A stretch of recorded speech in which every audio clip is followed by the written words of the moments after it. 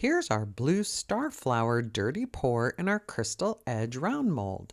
I'm using Art Pro Resin here. I mixed up 9.5 ounces and I have Liquitex acrylic inks.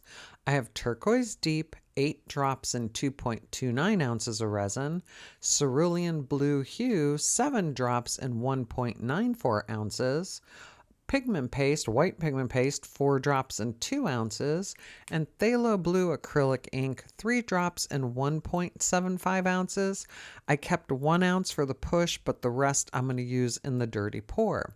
And I'm using, did I say Art Pro Resin already? I think I did. 9.5 ounces. This mold holds about 11. And this is basically the same recipe that I use for this crystal edge round mold. I just thought, what would happen if I did a dirty pour rather than pouring in squiggles and shapes around in the middle of the mold? And as you'll see, it didn't really matter. So I'm just layering the colors there in the dirty pour. Doesn't have to go down the side of the cup. They're just layered on top of each other. And probably choosing all blues. I could have mixed up some colors, but it did keep with the blue hue.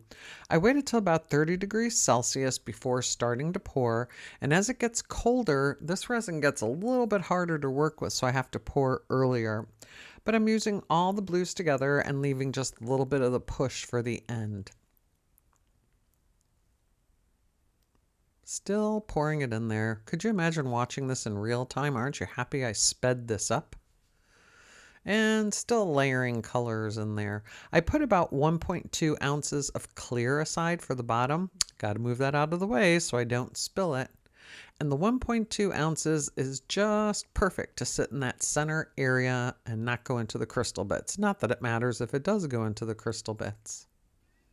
And then usually with the dirty pour, you just dump it into the center, but I figured I would just loop it around. There's no rhyme or reason for doing this. I was just trying to fill the mold up.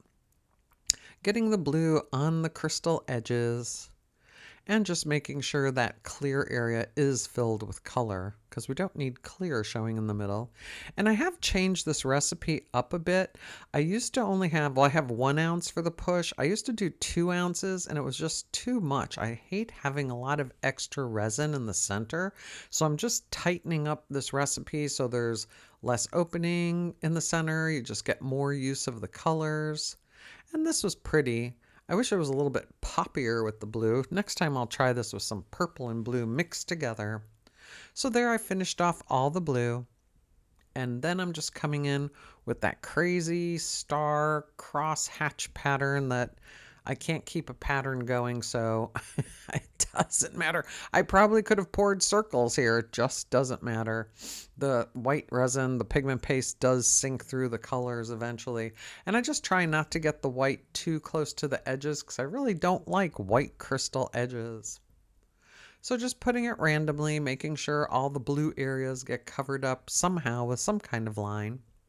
And I have to say, Art Pro Resin always works for me, and this crystal edge round mold always works for me. I've said that before. I have never done a bad pour in this mold.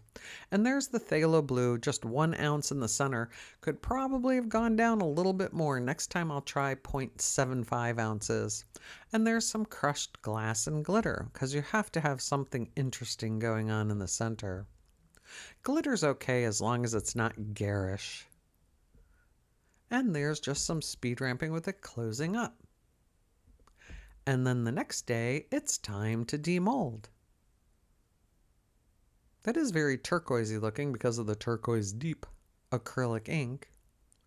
Look how pretty that turned out. Not a lot of excess there in the center, just the dark glitter. Our crystal edge round mold with Art Pro Resin created another beautiful pour.